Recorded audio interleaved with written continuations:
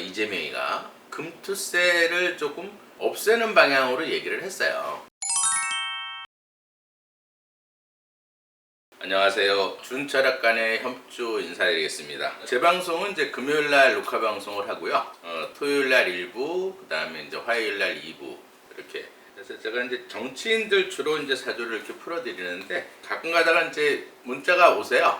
방송이 잘 안 올라온다 이렇게. 저는 방송을 꾸준히 하고 있거든요. 이제 토요일날, 화요일날 1, 2부로 2시에 방송이 나가고요. 혹시 이때 이제 놓치시면은 유튜버나 네이버 들어가서 준철학관 치시면 제 방송이 지금까지 했던 걸 다 보실 수가 있어요. 오늘은 이제 그 이슈가 되는 사람이 이제 어제도 김홍걸, 김대중, 동교동 사저를 갖다가 이제 팔았더라고요. 7월 24일 날. 그래서 이제 그게 굉장히 지금 문제가 돼가지고 좀 난리가 난 것 같은데, 오늘은 이제 시간이 되면 이제 김홍걸 사주를 한번 풀어보기로 하고요. 제목에 얘기했듯이 역시 한동훈 당대표다. 금투세, 그 다음에 이제 서민들, 아주 약자들 전기세 인하 이런 거 아주 좋은 것 같아요. 금투세라는 거는 사실 저도 증권을 30살부터 제가 증권을 했어요. 그래서 올해로 지금 한 30년 넘게 증권을 하고 있는데, 제가 증권하는 것 중에서 돈을 벌었던 부분은, 이익을 본 부분은 사실은 몇 번 안 돼요. 제가 이제 주식을 한 10년 이상 하다 보니까 저는 이제 역학적으로 예를 들어서 하이닉스다 그러면 쉽게 말해서 하이닉스 대표 그 사주를 보고 이제 필요한 기운을,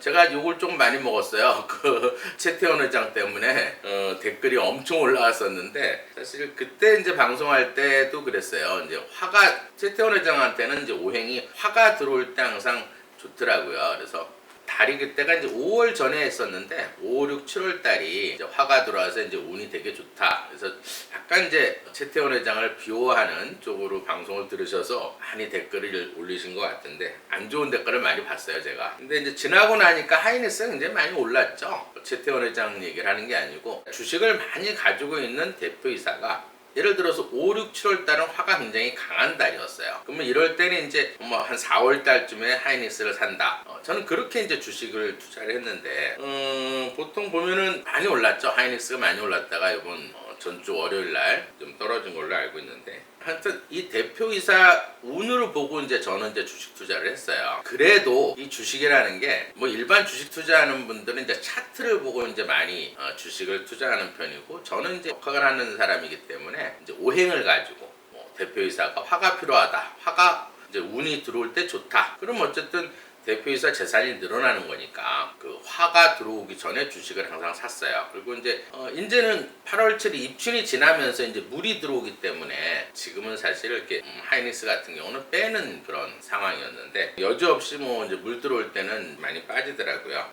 그런 걸 보고 주식을 투자했는데, 사실 이 금투세라는 건 그래요. 제가 30년이 넘게 이제 주식을 해보지만은 제가 사실 주식으로 인해서 이익을 본 거는 IMF 시대 때 테러, 9.11 테러, 그 다음 이제 크게 이제 중동 전쟁이라든지, 코로나 때도 제가 아마 방송을 했을 거예요. 코로나 시작되고 나서 제가 이제 2달 지난 다음에 제가 주식을 사기 시작했는데, 그때 이제 하이닉스하고 이제 삼성하고 하나투어 그때 굉장히 싸게 샀죠. 하나투어는 34,000원, 삼성전자는 코로나 그때 터졌을 때 53,000원인가 아마 43,000원대 사고, 하이닉스를 아마 72,000원대 그때 아마 제가 이제 산 기억이 있는데, 그리고 나서 이제 기다리면 이제 올라가요. 이제 아주 이제 예를 들어서 어떤 큰 일이 터졌을 때 9.11 테러라든지 코로나가 터진다든지, 이제 제가 이제 오래 이제 주식을 하다 보니까 이때는 항상 한 달 정도는 쭉 이렇게 빠지더라고. 그래서 최대 그 빠지는 시점이 이제 기다리는 게 그때 언제 들어가야 되느냐. 그때 이제 어차피 코로나 같은 경우는 이제 금이 들어올 때 이제 발생을 하는 거기 때문에, 이제 화가 들어올 땐 조금 이제 나아질 거다 생각하고 그때 제가 주식을 좀 많이 샀는데, 하루 팍 빠진다 그래서 사면 안 되고요. 이제 뭔가 이제 큰 일이 터졌을 때, 어떤 정말 재앙 수준의 중동 전쟁이 다시 난다든지 이럴 때는 한 달 정도 주식이 쫙 빠졌을 때, 한 달 지난 다음에 주식을 사면 돈을 벌 수가 있어요. 제 경험으로는 그래요. 뭐 싼 아주 최저가로 떨어졌을 때 뭐 삼성이 한 4만 원대, 하이닉스가 7만 원대 뭐 이런 식으로 떨어졌을 때 그 다음에 사놓고 기다리면 항상 이익을 봤어요. 근데 이제 금투세라는 건 뭐냐면, 근데 이제 뭐 물론 저같이 투자는 안 하고 일단 개인 투자가들은, 개미들은 제 주변에서 주식해서 돈 번 사람 하나도 없어요. 정말 100명 중에 하나야. 왜냐면 오행에 따라서 움직이기 때문에 목이 들어올 때는 올라가는 주식이 있고, 화가 들어올 때 올라가는 주식이 있고, 토가 들어올 때 올라가는 주식이 있고, 금이 들어올 때 올라가는 주식이 있어요. 근데 확률은 5대 1이야. 그런데 그걸 맞출 수가 없어요, 일반인들은.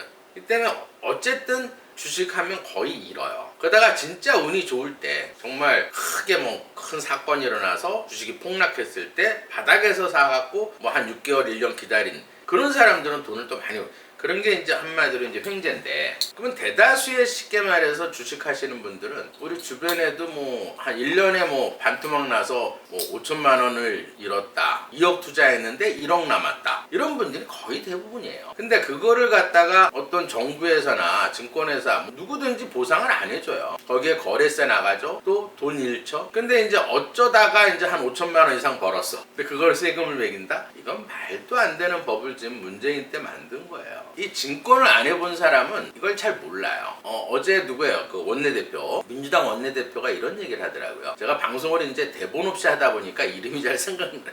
노상 부르는 이름인데도 생각이 가끔 안 날 때가 있어요. 원내대표라 할게요. 내년 1월 달에 뭐 시행을 할 건데, 뭐 벌써부터 뭐 한동훈 당대표가 이걸 뭐 토론을 시작하자고 그런 거는 사실 민주당 의원이 토론하자 그랬어요. 그러니까 한동훈 위원장이 그래 한번 하자. 그러면 저기 원내대표가 아주 정통하고, 또 옛날에 금감원도 있었으니까 상대 안 되니까 원내대표랑 한번 해봐라, 이렇게 나온 거예요. 그랬더니 한동훈 위원장이 뭐 안 받을 줄 알았나 봐. 하자 이렇게 나오니까 원내대표가 이제 도망갔다 이렇게 얘기를 했는데, 이제 꽁무니를 빼는 거예요. 왜 꽁무니를 뺐는지 그 이유를 알아야 돼요. 사실 이번 뭐 TV토론, SBS인가요? TV토론에서 이재명이가 금투세를 조금 없애는 방향으로 얘기를 했어요. 왜냐면 이재명 같은 경우에는 다 기억하실 거예요. 대선 떨어지고 나서 그것 때문에 욕을 또 먹었는데, 대선 떨어지고 나서 이제 나라가 좀 시끄러워지고 전쟁 뭐 이러니까, 그러니까 국방주, 한마디로 이제 이 방산주의죠. 어떤 무기 만드는 그런 회사의 주식, 현대 무슨 걸로 알고 있어요. 거기 주식을 샀어요.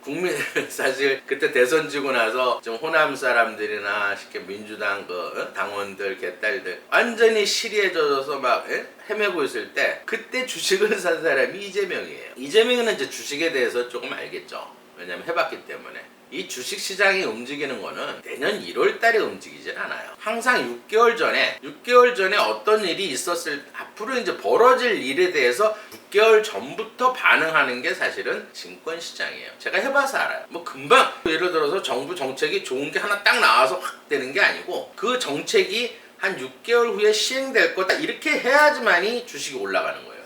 그러니까 6개월 전부터 반응을 해. 그럼 벌써부터 지금 사실 반응한다고 봐야 돼요. 지금 벌써 8월 달이에요. 그러면 9, 10, 11, 5개월도 안 남아. 벌써 지금 시작됐다고 봐야 되는. 그럼 금투세라는 거는 민주당 진승준이 하는 얘기, 1년에 5천만 원 이상 버는 사람은 다 초부자인데, 근데 다 초부자는 아니에요. 1억 투자하고도 5천만 원 벌 수 있어요, 주식은. 그 부자들만 5천만 원 버는 게 아니에요. 제가 주식 해봐서 알아요. 그러면 5천만 원 벌 때도 있고 5천만 원 잃을 때도 있는 게 주식이에요. 그럼 잃을 때는 아무것도 없고, 거기에 거래세나 세금 잔뜩 내고, 또 내가 운이 좋아서 5천만 원 벌었어. 근데 5천만 원에 대한 세금이 아니고요. 이거는 아셔야 돼요. 5천만 원을 초과된 거. 예를 들어서 5천만 원에서 1,000만 원을 번다 그러면 1,000만 원에 대해서 사실은 20%에, 그러니까 뭐 1,000만 원에 20, 한 200만 원 돈 내겠죠. 뭐 6천만 원 이익을 남겼다. 그러면 한 200만 원 세금을 내는 거예요. 그것도 작은 돈이 아니겠죠. 잃은 거에 비하면. 그럼 만약 1억 벌었다. 그럼 5천만 원에 대한, 쉽게 말해서 20%는 한 1,000만 원 돈 되겠죠. 굉장히 이제 중과세인데, 이게 금투세라는 게. 근데 만약에 이제 예를 들어서 큰 손이나 기관이나 외국인들이 금투세를 시행하게 되면,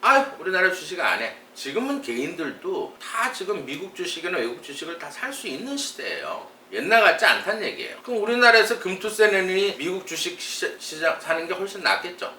지금도 제가 볼 때는 한 10조 정도가 우리나라 국민 개미들이 이제 한 10조 정도 미국 주식을 사고 있는데, 돈이 자꾸 빠져나가면 주식시장은 죽게 돼 있는 거예요. 그럼 그동안 지금 우리나라에서 주식을 하고 있는 사람들은 한 1,400만 정도가 되는데 주식이 떨어지면 또 경기도 또 떨어지고 이 국회의원이라는 사람들이 자기가 무슨 일을 해야 되는지도 모르고 있어요 지금. 이게 말로는 맨날 뭐 민생, 민생 맨날 민생 찾아. 근데 그 민생에 대한 도움되는 법은 하나도 지금 만들질 못했어요. 예를 들어서 이런 법 있죠. 그것도 굉장히 시급한 법이에요. 자식을 버리고 갔는데 이혼해서 이제 버리고 한 몇십 년 한다가 자식 그 형제간이 죽었어. 그럼 보험금 받으러 와. 왜? 혈연 관계로 인해서. 그런 것도 사실은 빨리빨리 바꿔나가야 돼요. 어떤 상속법 같은 것도 정말 그 부모를 열심히 집에서 모시고 이런 사람한테 더 많이 혜택을 주는 법을 자꾸 만들어야 되는 거예요. 이런 말 있죠. 피는 물보다 진하다. 근데 피보다 더 진한 게 뭔지 아세요? 돈이에요, 돈. 김홍걸이 보세요. 뭐 꼭 김홍걸이라 그래서 그 문제도 되는 게 아니고요. 저희 손님 예를 들어서 한번 얘기를 해드릴게요. 우리 손님이 와서 한숨을 푹 푸시면서 얘기를 해요.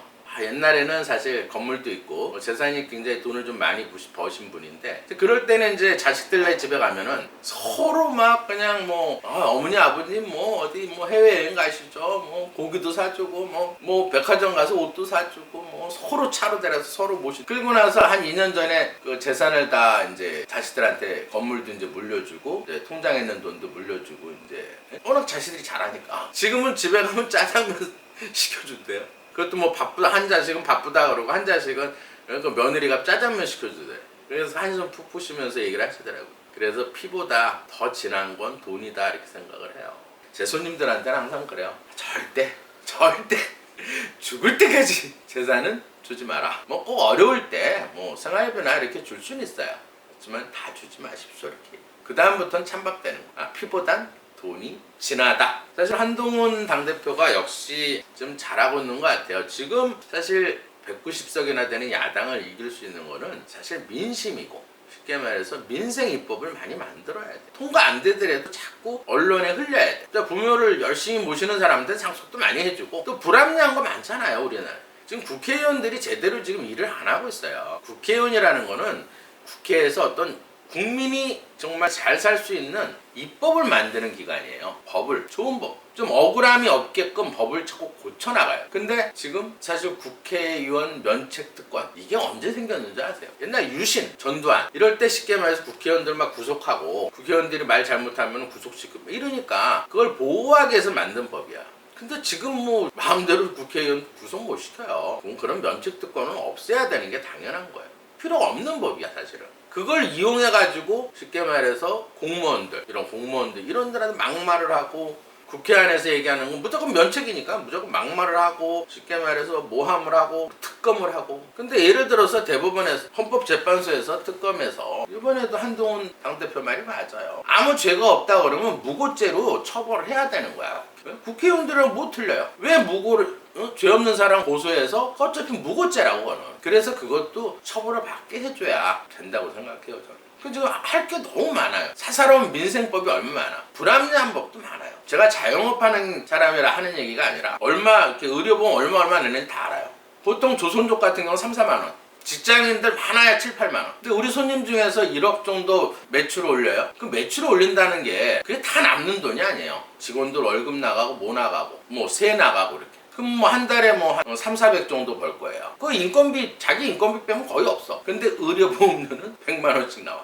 그럼 직장인들 예를 들어서 연봉이 1억이면 연봉 1억 같으면 예를 들어서 한 달에 1200 정도 수익이 되는 거고 자영업자 쉽게 말해서 1억 매출 올려서 3, 400 이익 버는 거 그럼 어떻게 보면은 1억 연봉자들이 더 많이 이 수익을 많이 내고 저축도 할 수 있는데 그런 사람들은 7, 8만 원이에요. 많아요. 근데 자영업자들은 300만 원 정도 수익을 했는데 저한테 보여주더라고요. 의료보험료가 100만 원. 근데 그런 것도 세심하게 법을 바꿔야 돼요. 교통사고 이제 나면 할증이라는 게 있잖아요. 할증. 그럼 병원에 많이 가는 사람들은 할증을 줘야 돼요. 뭐 100회 정도 1년에 한 200회 이상 간 사람들은 할증을 붙게끔 해줘야 돼요. 어떤 사람은 1년 동안 병원 한 번도 안 가면서 매달 100만 원씩 내는 사람이 있고 7만 원 내면서 200번 300번 가는 사람이 있고 조금만 아파도 근데 예를 들어서 제가 돈 많은 사람 편이 아니야. 열심히 일하는 사람들은 아플 시간도 없어요. 병원 갈 시간이 없는 거 아파도 조금만 뭐 열난다 그러면 병원 가고 그런 것도 좀 불합리하다 이 말. 세심히 살펴서 이런 것도 사실은 정책으로 내야 돼요. 그리고 이제 좌파들이 항상 하는 얘기죠. 예를 들어서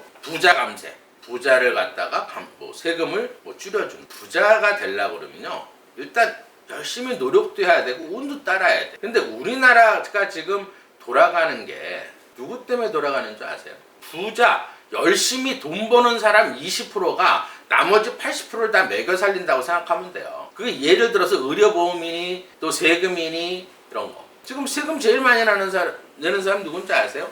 삼성의 이재용 회장이 세금은 제일 많이 내요. 사실 만약에 삼성이 우리나라 떠난다고 생각해 보세요. 그럼 우리나라에 거의 한 10% 정도 세금이 돈 없는 사람들이 다 물어야 돼요. 그렇다 해서 부자를 열심히 일하는 사람이 있기 때문에 우리나라가 돌아가고 있는 거예요. 그리고 제가 어제부터 그 동교동 그걸 팔았다 그래서 전에 한번 제가 1년 전에 김홍걸 의원 사주를 한번 풀어본 적이 있어요.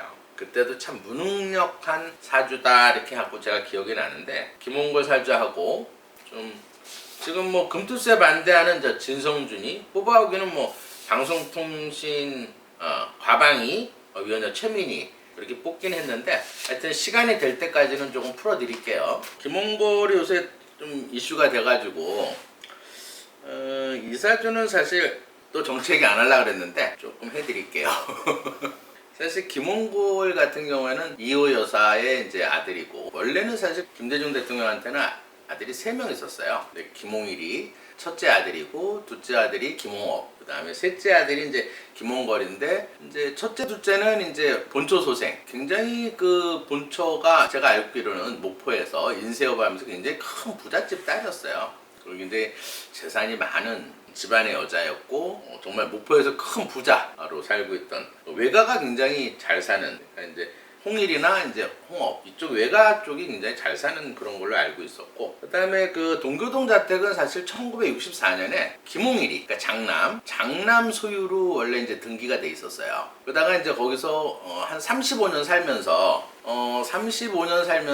이제 그게 소유권 이전이 돼. 그게 이제 언제였냐면은 김대중 대통령 청와대 들어가 있을 때. 근데 이제 청와대 대통령 시절에 이제 명의 변경이 된 걸로 알고 있어요. 이호 여사로 이제 명의 변경이 됐는데 그 명의 변경을 왜 해줬는지 그것도 조금 궁금하고 더 파고들려고 하면 이런 것도 파고들 수 있겠죠. 대통령이었을 때 일반인들이 사실은 명의 변경하기 되게 힘들어요. 내가 갖고 있는 걸 자식한테 이렇게 해주더라도 뭐 이렇게 팔았다는 뭐 어떤 증여도 해야 되고 증여세도 물어야 되고 아니면 돈을 받으면 또 취득세도 물어야 되고 이제 그런 부분도 조금 궁금해요 저는.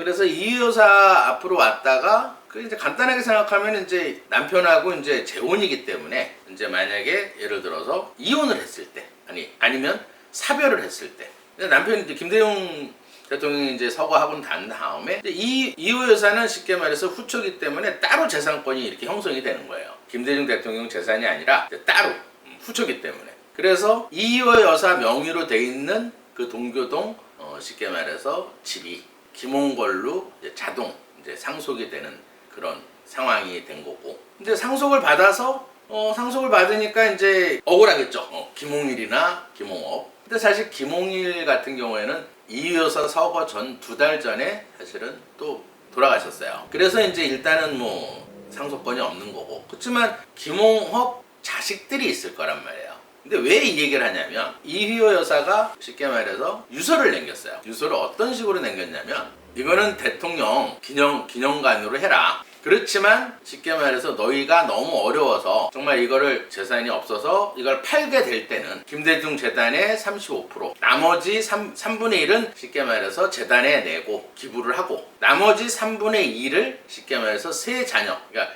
김홍일 그다음에 김홍업 김홍걸 너 노나 가져라 이렇게 하고 쉽게 말해서 유언을 남겼는데 이게 쉽게 법원에 왜 쉽게 말해서 이거를 이호 여사 같으면 대통령 부인이고 또 사회 어떤 활동을 굉장히 많이 하신 분이에요. 법적으로도 굉장히 잘 아시는 분이고. 근데 유언장이 효력이 있으려면 어쨌든 법원에 이제 공증을 받아야 돼요. 일반인들 다 알 수 있는 거예요. 법원에 공증이 돼야지만이 유언의 효력이 발생을 하는데 그걸 공증을 안 한 거야.